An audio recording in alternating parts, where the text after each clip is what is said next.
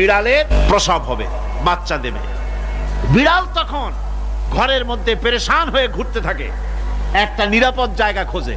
প্রসব করার 2-3 দিন আগের থেকে খুঁজতে থাকে তার জন্য নিরাপদ জায়গা কোনটা।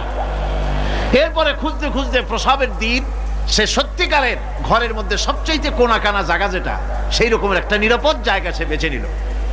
এরপরে বাচ্চা হলো। বাচ্চা হওয়ার পর এই বাচ্চার উপরে কেউ যেন আক্রমণ না করে, শত্রু যেন তার জায়গাটিতে না আসে, এই জন্য বাচ্চাটার ওর তো হাত দিয়ে মায়ের মতো কোলে নিতে পারে না, সে আস্তে করে ঘাটটা কামড়ায় ধরে যাতে করে বাচ্চা ব্যথা না পায়। ওইভাবে করে ঘাড় কামড়ায় ধরে আজকে এই সিঁড়ির নিচে, কালকে ওই খাটের নিচে, পরশুদিন এই আলমারির কোনায়, এইভাবে বাচ্চাগুলি সরায় সরায় রেখে বাচ্চাকে প্রতিপালন করে। এই বিড়ালের হেদায়েত দিলটা কে? যিনি দিলেন তার নাম রব, তিনি হচ্ছেন রব্বুল আলামিন। সন্তান প্রতিপালনের ব্যবস্থা শুধু দুনিয়ার মানুষকেই দেন নাই, প্রাণী জগৎকেও দিয়েছেন। সুবহানাল্লাহ।